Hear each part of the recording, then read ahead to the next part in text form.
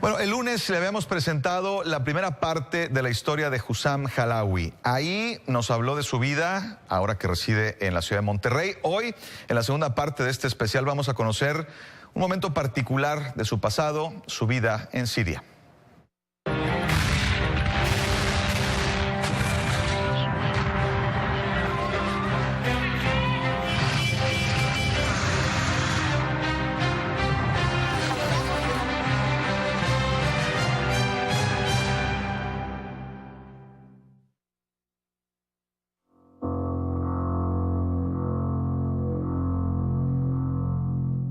First of all, I want to say that I speak my mind all the time, and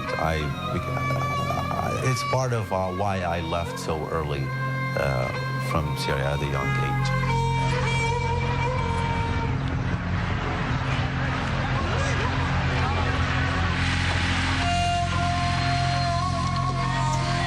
I mean, I traveled a lot. I left Syria when I was a kid. I came back, and then when I was in university, I was studying English literature. It wasn't my greatest interest. I had to work. My father died when I was 14 years old, in '99, and our mother raised us as men from the get-go.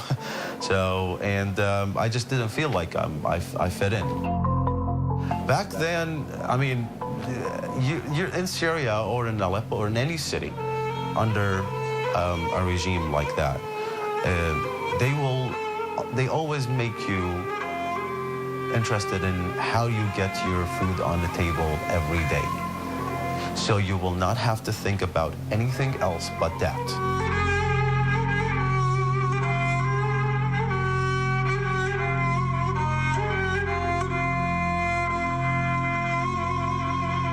I mean, in Syria, you grow up, you can't think and feel that you can do anything you want and be anything you want if you work hard for it. You're not allowed to do that. There are things that you're allowed to think about, there are things that you're allowed to dream of, and there are things you cannot, especially politics. What happens if you dare to speak up?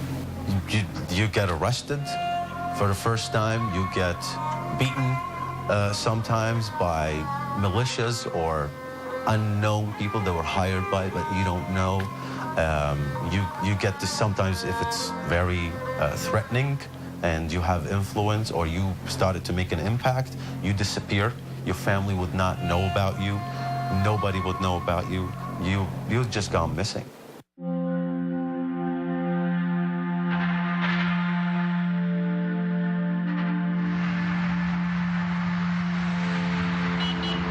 You know, back then it's so hard to get internet. So this university kid, Muhammad, his name was, now I don't want to mention the family name, he was studying information technology in his second year in college, and he got sick of going to the post office, not being able to get a port. You get a port, that's what they call it, you know, to have an ISDN internet connection or whatever, right? And so he went and he actually made his own modem. You know, before you used to have the PCs and motherboards, and you have a modem, and then you put the telephone cable in it back then. So he created his own, and to have access to the internet, right?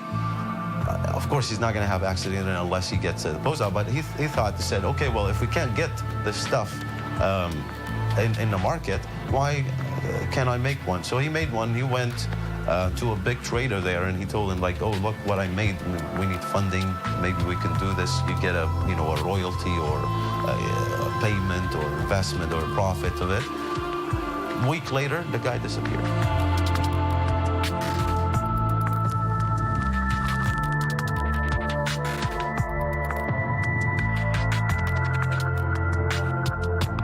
Since I left, my mother helped me a lot when I was a kid, and then when I went back and then I left again, when I went to Dubai, I worked in a construction site in a prefab house, and being a purchaser or a buyer for construction materials and negotiating with suppliers, etc. So I had to work, and I was helping her and my brother, who has taken great initiatives in charity and helping refugees in the crisis, and now he's in Istanbul. So, but I mean, yeah, I have been supporting them. They left 2.5 years ago. Yeah, we had it.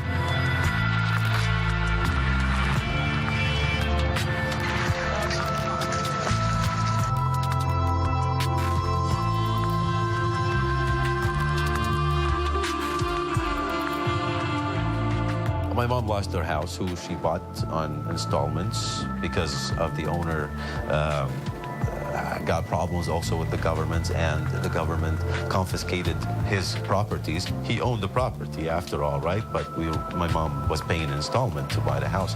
So it was confiscated. 1 week, they have to evacuate. She lost the house. She went to my grandmother's house. My brother was studying chemistry, biochemistry at the University of Aleppo. My sister is with my mom at home, of course. She can't do much. She has problems, and I call it lack of oxygen in the brain. So we had to help, and you know, it's just my mom, me, my brother, and she stayed there, and she rented another place. And yeah, I gotta tell you, I mean, since 2012, the experience of having a phone ring, the phone rings from your mom or your brother, not knowing what the news is going to be, and with the time difference, 3 a.m., you would just say, oh God, let's just hope nobody died.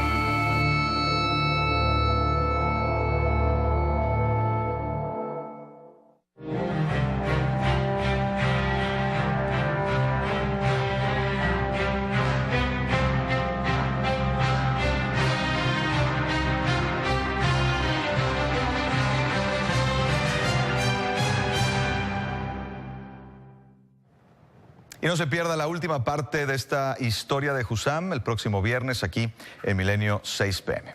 Vamos a una pausa, regresamos con más información, no se vayan.